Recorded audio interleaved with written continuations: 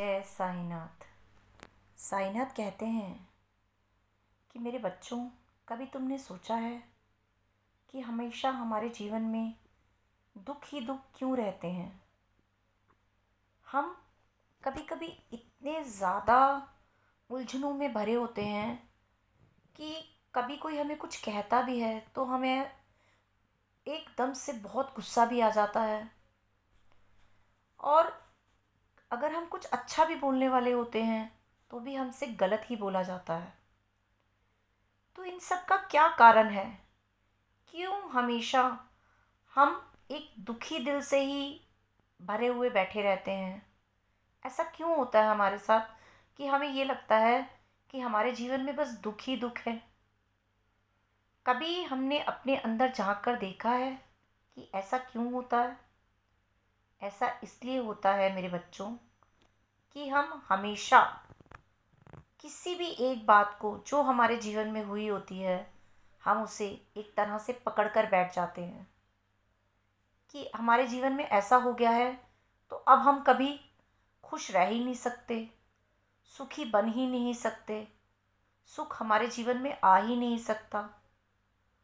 और वो ही सब बातों को हर समय सोच सोच कर अपने मन को परेशान करते हैं।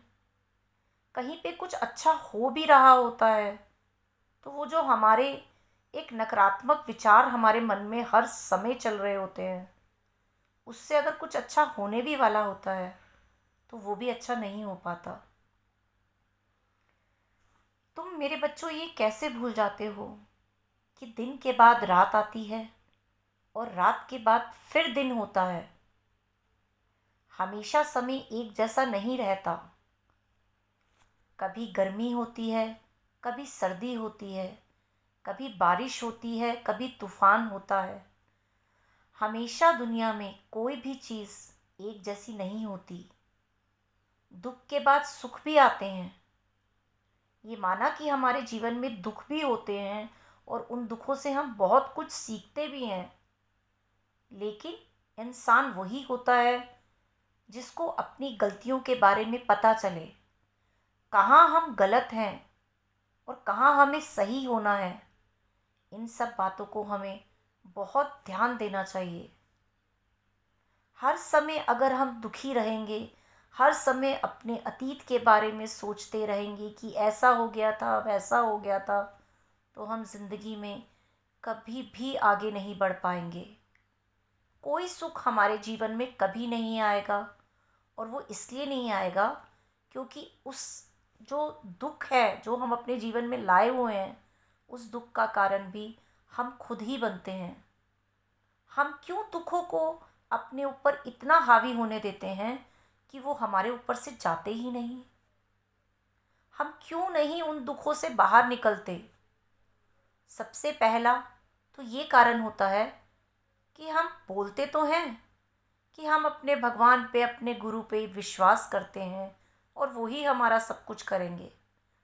लेकिन जब भी जीवन में कहीं भी कोई भी परेशानी आती है तो सबसे पहले हम इंसानों पर तो विश्वास कर लेते हैं, लेकिन वही जो हमारे गुरु होते हैं, जो हर घड़ी में आकर, चाहे वो दुख की घड़ी हो, चाहे वो सुख की घड़ी हो, कोई भी घड़ी हो, वहाँ हमारे गुरु ही आते हैं हमारा साथ देने के लिए। इंसान तो सिर्फ एक कहने के लिए होते हैं, जो कुछ करके भी फ़ौरन आपको जतला देते हैं कि मैंने तुम्हारे लिए ये किया। लेकिन क्या कभी तुम्हारे गुरु ने, तुम्हारे भगवान ने आकर तुम्हें ये सब जतलाया? नहीं। सबसे पहले तो हम अपने भगवान पे ही विश्वास नहीं करते, और वो ही सबसे बड़ा कारण होता है हमारे जीवन में दुखों का। तो मेरे बच्चों, सबसे पहले अपने भगवान पर, अपने गुरु पर विश्वास करना सीखो, और उसके बाद अपने खुद पर विश्वास करो। खुद की अंदर आत्मा में झांक कर देखो कि कोई भी ऐसा कार्य नहीं है जो तुम नहीं कर सकते हो। तुम्हें भगवान ने सब कुछ दिया है, इतनी सामर्थ्य दी है कि तुम अकेले भी सब कुछ कर सकते हो। तो अपने जीवन से दुखों को निकालो और उनसे बाहर आओ, और भगवान पर विश्वास रख के हर कार्य करो, तो तुम्हें कभी भी दुख नहीं बल्कि सुख ही मिलेंगे।